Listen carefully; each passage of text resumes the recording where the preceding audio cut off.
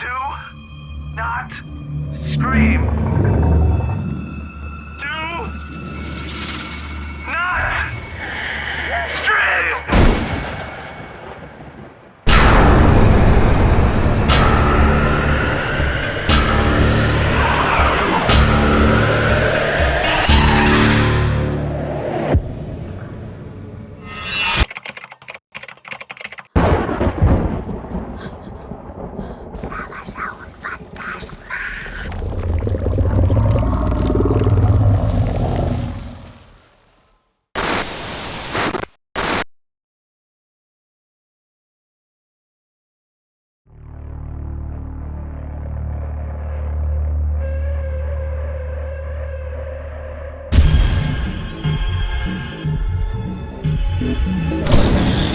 Oh my god, you guys did you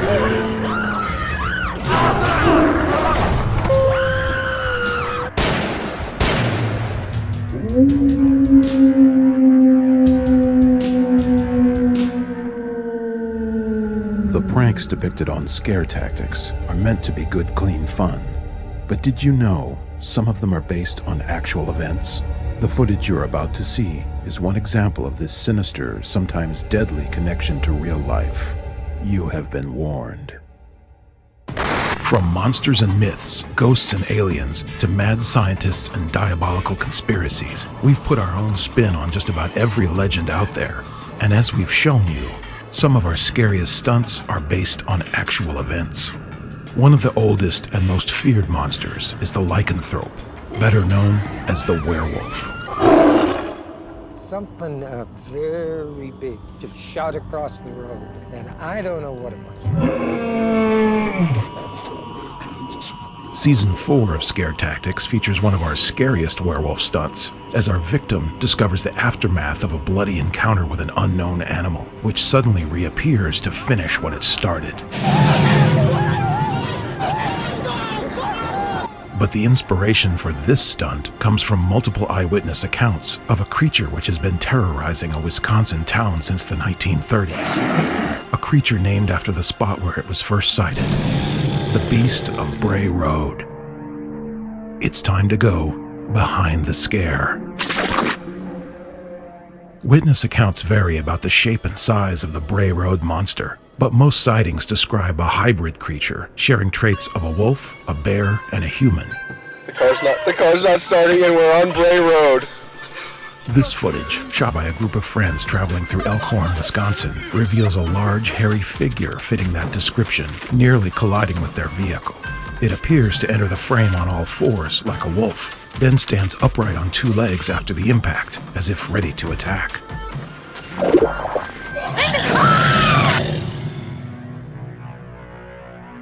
Sightings like these have drawn the attention of cryptid hunters around the world, and the Beast of Bray Road has been featured on TV shows like Legend Hunters, Lost Tapes, Inside Edition. There's even a horror movie about it. The existence of the beast is still unproven today, but witnesses continue to come forward, and that chilling unknown adds an extra touch of terror to this stunt.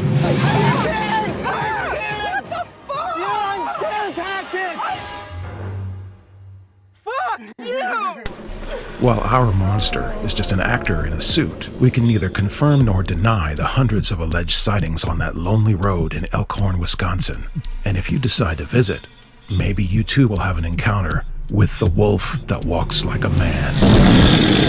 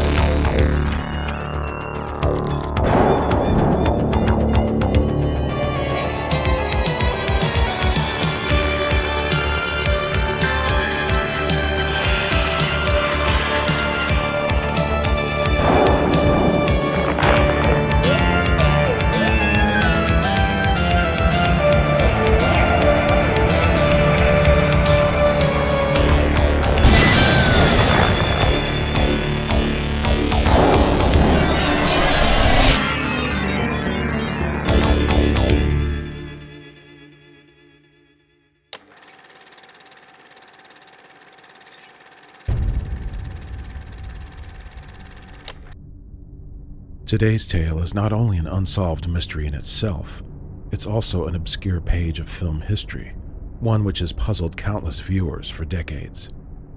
People of a certain age might remember watching educational films in school, that is, actual films run through a projector. Those film reels often began with what's known as Academy Leader, a strip of film which includes a 10-second countdown and sometimes what's known as an LAD or LAD patch. This element is used by the processing lab to test the print's color grading. But the oddest component here is the occasional insertion of a brief image showing a human face.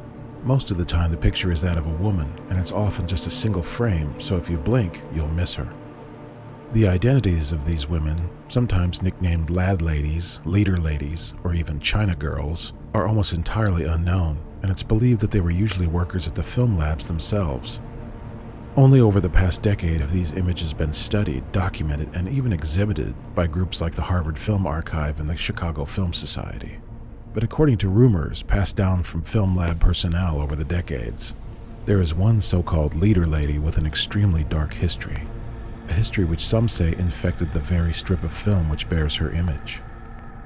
In some circles, the woman has picked up the nickname Lily, but, as in nearly all of these cases, her true name is unknown. Most of these stories date back to 1972 and describe Lily as a clerk at a Utah film lab where hundreds of educational and industrial films were processed. Needing a subject for color testing, a technician at this lab tried to convince Lily to pose for him. He likely had ulterior motives, as he'd told her on several occasions he was an aspiring magazine photographer, and once asked her if she would pose for a photo shoot at his apartment. She declined, but the technician persisted, to the point where Lily's other co-workers began to express concern about the man's growing obsession with photographing her. One day, Lily failed to show up for work without notifying anyone of her absence. Her friends and family hadn't seen her for several days, and she didn't answer when they stopped by her apartment. The man who photographed Lily was also missing, and calls from his own supervisor went unanswered. The police were notified, a missing person report was filed, and a search for Lily and the primary suspect began. A visit to Lily's apartment revealed no clues to her whereabouts and nothing to connect her with the coworker. Police also obtained a warrant to enter the suspect's home. He wasn't there, but what they found was more than enough to incriminate him. The technician had a large collection of photographs, almost all of them depicting young women. Some had clearly modeled for him, but others appeared to be uncomfortable in front of the camera.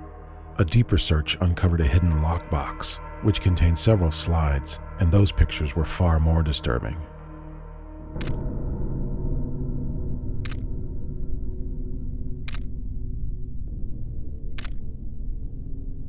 Police attempted to trace the identities of the other women and matched 3 of them to photos of individuals reported missing in Utah, Colorado, and Kansas. No bodies were ever found, and the suspect remains at large. The case has been closed since 1979, but there was a request for it to be reopened in 2014, allegedly due to a strange anomaly found in a print of the vintage film which bears Lily's image. This print differs from the other copies, and the collector who discovered it claims the difference is not a defect, but a message from beyond the grave.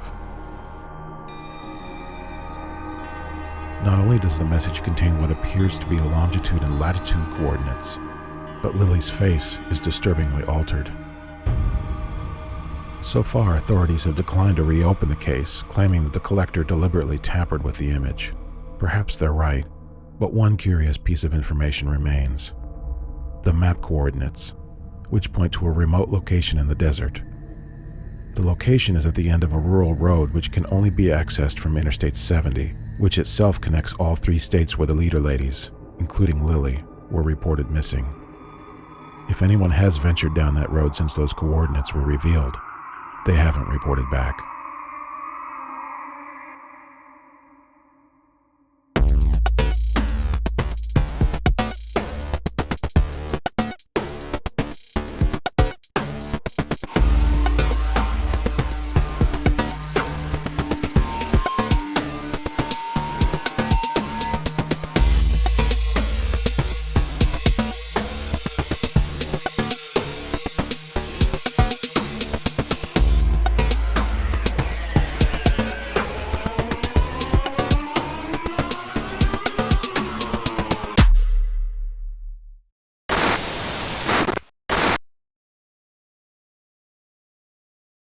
Today, these gamers will be hitting the links and a series of obstacles. Put that wall there! Who put that Who put that wall there? Who designed this? Who approved this as the actual course? As we play through a round of Super Mario Golf. Stay tuned to find out who wins.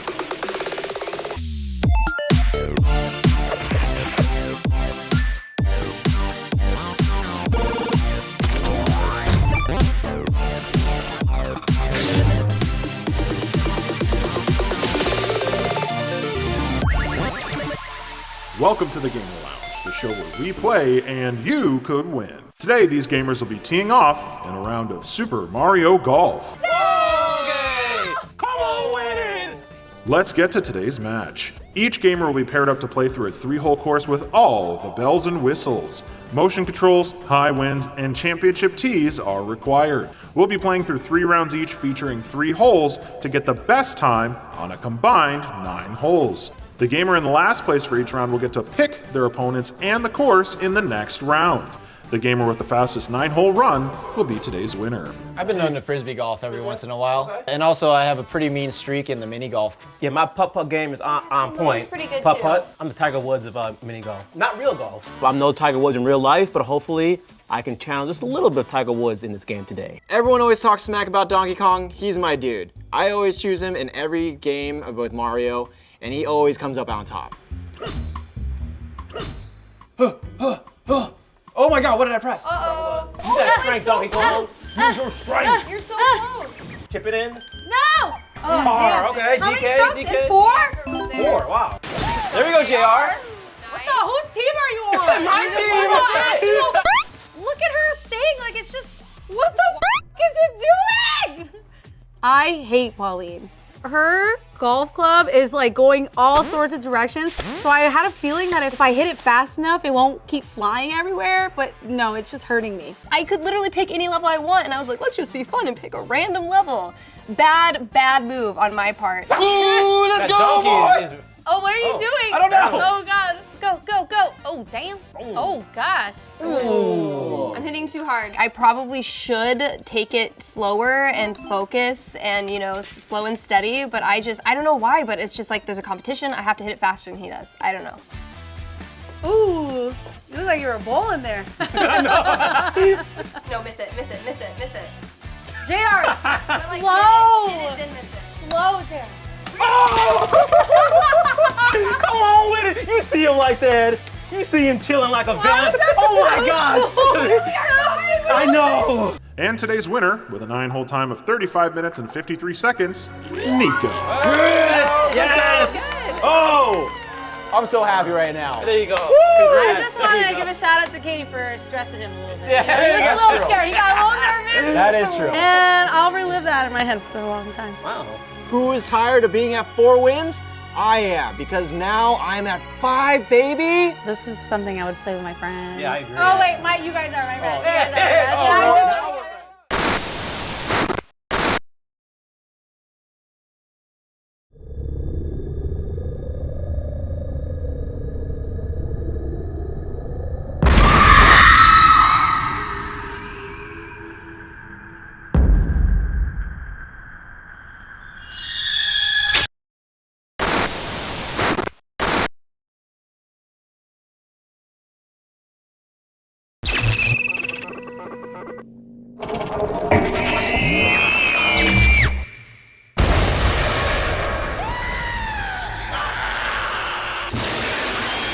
Welcome to Deconstructing, where I take apart an iconic horror movie to find out what makes it tick.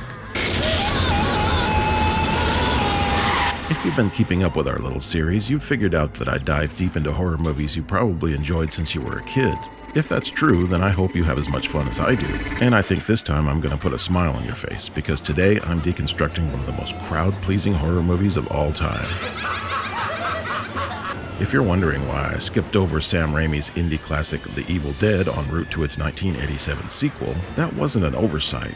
We'll get to that one eventually, but for now we're going to look at the film that has the most horror fans screaming, laughing, and some combination of the two.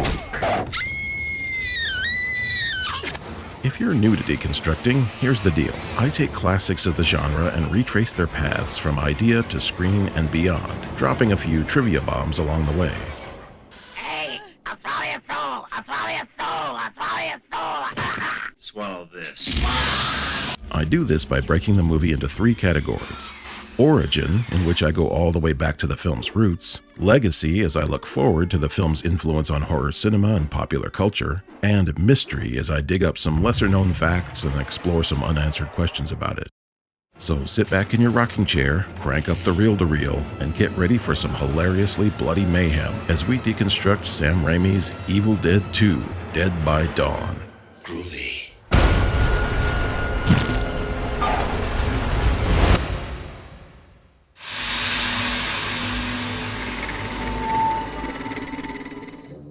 It all started in the 1970s back in Michigan, where Raimi was making Super 8 movies with his friends, including this guy. Sam claims the reason he always put Bruce Campbell in front of the camera is because he was the best actor of the group and the one the girls liked most.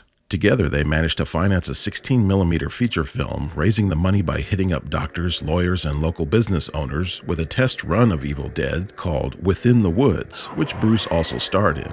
The rest, as they say, is movie history.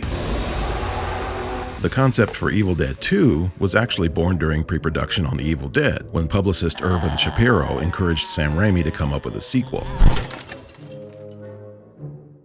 After his comedy Crime Wave bombed at the box office, Raimi decided to revisit the sequel, which he then split into 2 separate films as the original concept proved too expensive. The sequel would have found Bruce Campbell's character Ash Williams transported to the Middle Ages to battle Kandarian demons and their undead army. Those creatures would eventually be called Deadites, which became part of the Evil Dead canon.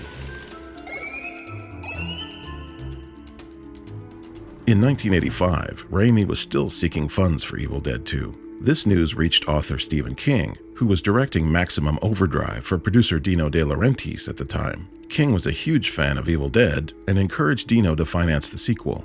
He eventually did, but on the condition Raimi make it more like the first film and save the time-traveling concept for a 3rd installment. An earlier draft of Evil Dead 2 included a lengthy prologue recycling footage from the first movie to cut costs, but the filmmakers couldn't secure the rights to it, forcing them to reshoot the prologue from scratch. Budgetary restrictions also required Raimi to scale the story down, so he and co-writer Scott Spiegel turned out a draft in which Ash visits the infamous cabin with his girlfriend and no one else. The final draft turns back the clock and restarts the Evil Dead timeline, which meant Bruce now had to battle the Deadites on his own for the first act of the film. A handful of supporting characters were added, including Annie, the daughter of the professor who discovered the Book of the Dead, who intended to bring him a handful of missing pages from the book.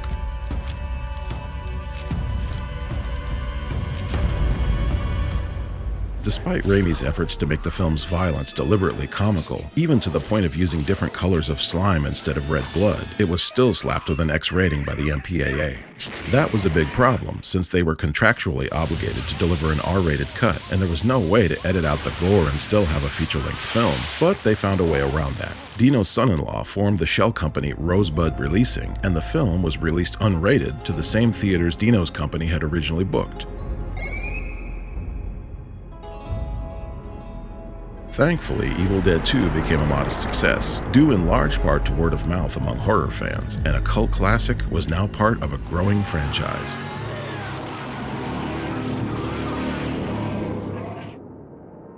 Not only did the medieval chapter of the saga make it to the big screen in 1992 as Army of Darkness, interest for a 4th film continued to grow. Still, it wasn't until 2013 that the inevitable remake finally reached theaters. While it basically reworked the original film's plot for modern audiences, it did include a post-credits teaser opening the door for Bruce Campbell's return. Groovy.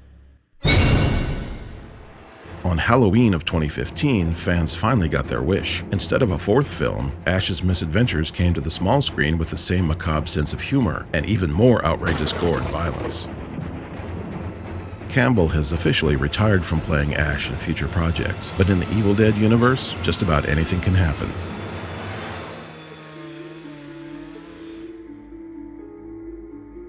Since the franchise has expanded across every mass medium, it's become a favorite obsession for gamers, comic collectors, and cosplayers alike. It's also something of a holy grail for collectors, including fans who travel to North Carolina year-round in search of abandoned props. For example, this enormous monster, nicknamed Rotten Applehead by the crew, was too big to remove from the set, so they left it behind. It was believed to be lost forever until someone recognized it in a local Halloween haunt.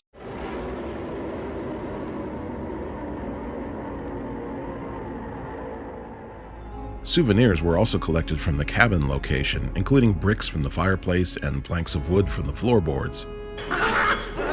Work shed.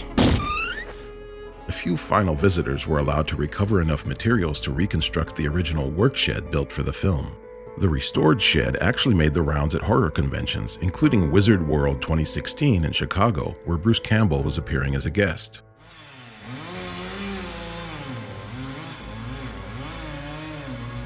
As with many unrated horror films, different versions were shot. This includes a television edit of the film, with much of the graphic violence removed, and additional or extended scenes added to fill out the runtime. This version never aired in the United States, but it was broadcast in Mexico, where a fan managed to record it.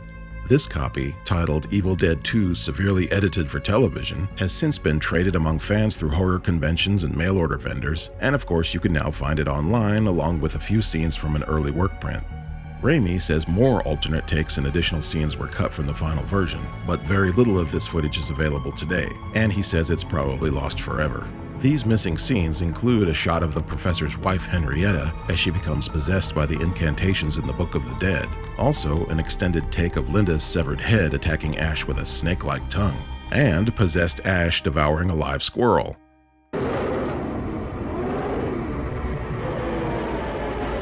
Now, this may be bogus, but it's worth noting. Raimi claims the demonic sound nicknamed The Force was a distorted combination of his own voice and that of Orson Welles, as a bizarre tribute to the Citizen Kane director, whose groundbreaking techniques inspired the young filmmaker. With that said, Raimi has occasionally fibbed about aspects of the film for promotional purposes, and it's pretty certain they couldn't afford Orson's fee. If you're one of Evil Dead 2's many adoring fans, maybe you can help solve some of these riddles or share some trivia of your own. We'd love to hear from you, so jump into the comments. While you're here, be sure to give this video a like and ring the little bell to subscribe for more original JoBlo horror content. In the meantime, stay groovy.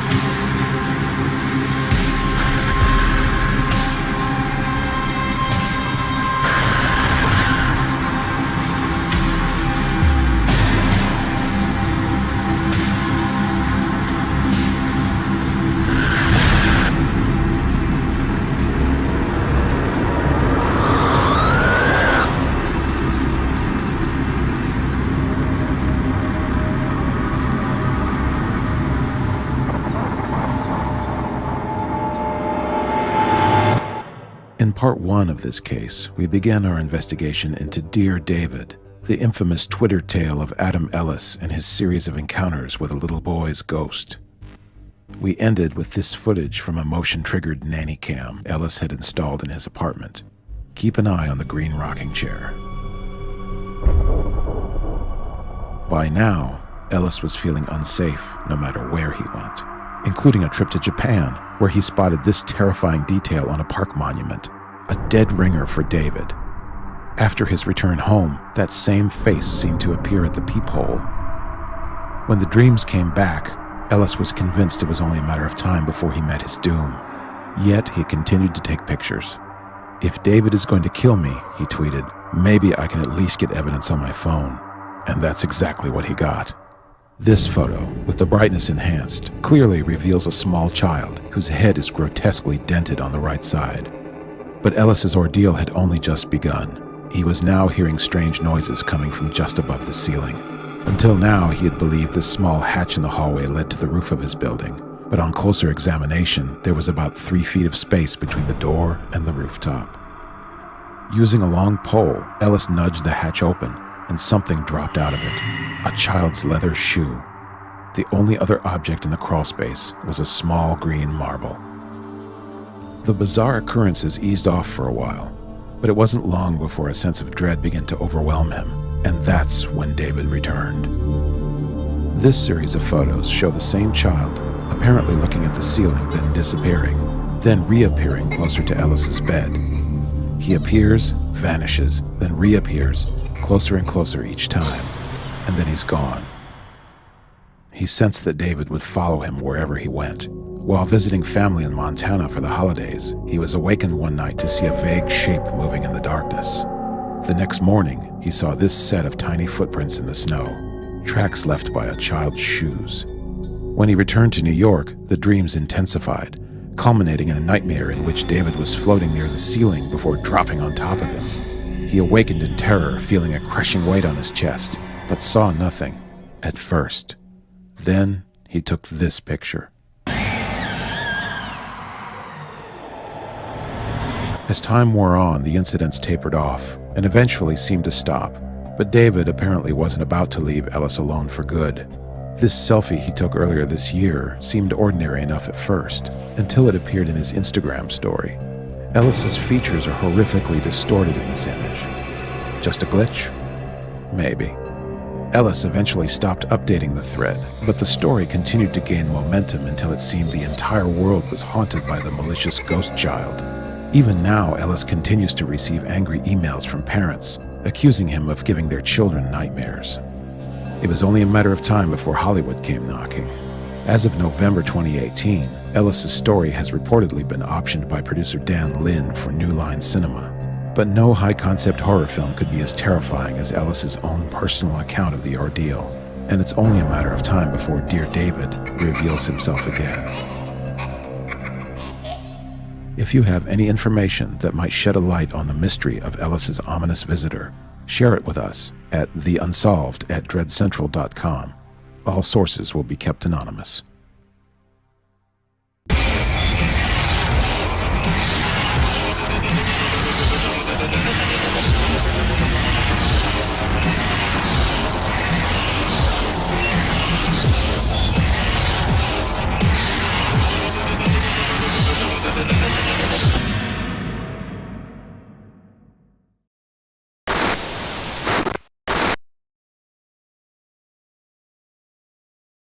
VR is getting crazy realistic. For example, this fire, it's fake, but this fire, it's real. In another example, this sword, fake, but this sword, real. And this scary monster?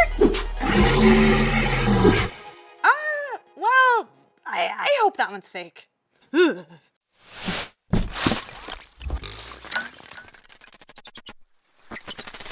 Hello everyone, and welcome back to another episode of UNBOX THIS. We've made it, everyone. We're in the top 1%, officially one of the elites, because we've got our hands on the highly coveted HTC VIVE XR Elite VR system.